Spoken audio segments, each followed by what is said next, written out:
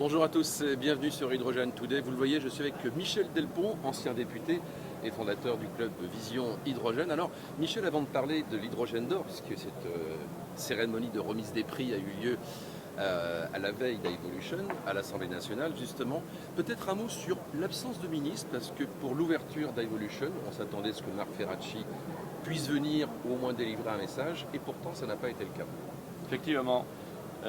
Pourtant, j'avais fait le nécessaire. J'ai même demandé un rendez-vous au ministère qui a été reporté parce qu'il a été sollicité pour un autre voyage. Mais je regrette sincèrement qu'il ne soit pas venu pour inaugurer cet événement qui est l'événement annuel de l'hydrogène renouvelable.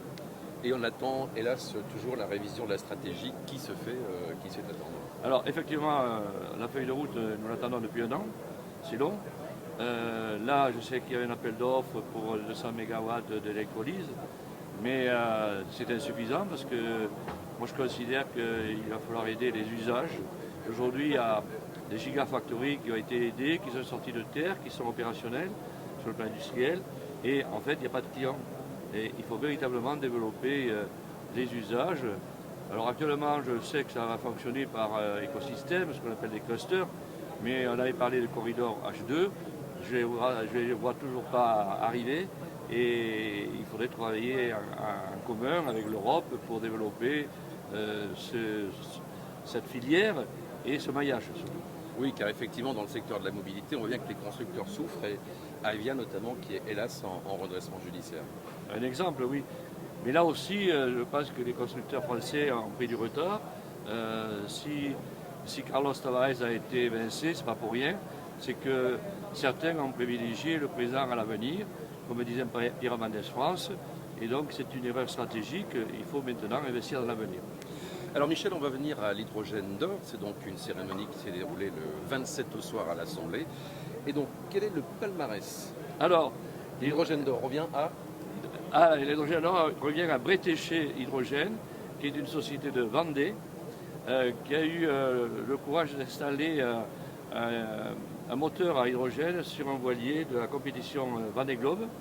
Et donc, c'était aussi un travail d'équipe d'ailleurs, parce qu'il y avait Terrega, il y avait le CIDEV, il y avait la région. Avec Alain Lebleu d'ailleurs, qui est aussi un ancien député qui préside le Vendée Globe aujourd'hui. Et donc, Arnaud Boissière, qui est le skipper, est en même temps récompensé par ce trophée de l'hydrogène d'or. Et nous avons fait un direct live avec lui hier soir. Il est toujours en mer, il est toujours en compétition. Donc nous avons pu faire une connexion hier soir à la remise du prix depuis l'Assemblée nationale. Et il était très heureux de pouvoir échanger avec nous. Et il était très satisfait de la technologie, effectivement, de son moteur à hydrogène. Zéro pollution et zéro pollution chimique et zéro pollution sonore surtout. Alors le reste du palmarès? Alors le reste du palmarès, il y a eu l'hydrogène d'argent. C'est la société Elion. Là, le jury a voulu récompenser un générateur aussi hydrogène pour les grands chantiers, pour les ports, pour les aéroports. Filiale d'Alstom. C'est effectivement aujourd'hui une filiale d'Alstom. Parce qu'au départ, Elion avait été créé par Areva et aujourd'hui, c'est Alstom qui a repris et qui développe effectivement de très jolis générateurs. Ils étaient d'ailleurs au Forum de Monaco le mois dernier. Exact, le bronze. Et le bronze, alors le bronze, on a voulu récompenser aussi une entreprise qui travaille depuis 3 ans sur la chaudière à hydrogène. Donc c'est De Dietrich, qu'on connaît aussi à travers de Bulan, qui a été récompensé parce qu'en fait, ils ont déjà installé plusieurs chaudières à hydrogène. Mais là, on travaille maintenant vraiment sur des établissements publics. Et l'objectif, c'est d'installer une chaudière à hydrogène à la gare de Bergerac.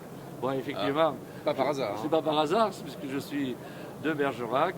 Et l'objectif, c'est que pour la rentrée, je pense, en septembre, ça sera installé, parce que déjà le matériel est livré. Et donc, ce sera la première chaudière de France dans une gare SNCF.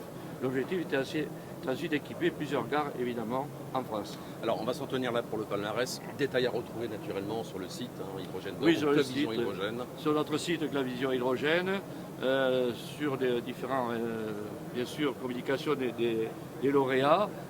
Quand même 2 mots, il y a aussi un intégrateur, on les oublie un peu, on a voulu mettre un booster intégrateur, ce sont des gens qui travaillent sur l'hydrogène, mais qu'on ne connaît pas bien, Et là, on a voulu récompenser Fetis Group, qui travaille aussi sur les moteurs thermiques et qui maintenant se lance dans l'hydrogène. On reste dans le domaine du maritime parce qu'effectivement, Fetis, Oui, ils ont aussi cette effectivement, activité. et maritime c'est important parce que c'est très polluant, aussi bien sur les ports qu'en navigation. Et donc on travaille beaucoup sur des concepts de moteurs à hydrogène, des générateurs électriques pour les bateaux, tant à bord que sur les quais. Et d'ailleurs, EHM aussi, qui a été distingué comme booster combustion H2, parce qu'il n'y a pas que les piles à combustible, on travaille aussi sur les combustions. Et effectivement, EHM, qui est à Quimper, qui travaille aussi sur ces moteurs à combustion et qui attend maintenant un investisseur pour pouvoir l'industrialiser. Et je termine avec l'aviation, parce qu'il y a le maritime, mais il y a aussi l'aviation qui compte. Et donc c'est Skyhall, une société qui fait des drones, qui donc a été récompensée pour des drones à hydrogène. Et moi j'y crois beaucoup, j'ai toujours dit, depuis 2017 que je suis dans l'hydrogène, qu'on aura des avions propres, et notamment là, le drone effectivement peut amener une dizaine de passagers d'un point à l'autre, et on pourrait faire de l'intercité. Et je pense souvent, parce que je vais souvent à Nice et à Monaco pour les questions aussi d'hydrogène, et quand on va à Monaco, on atterrit à Nice, mais effectivement pour éviter les embouteillages entre ces deux villes, on attend d'avoir des navettes maritimes ou des avions ou des drones propres à hydrogène. Merci, c'était Michel Delpont du club Vision Hydrogène. À bientôt sur Hydrogène Today. Merci.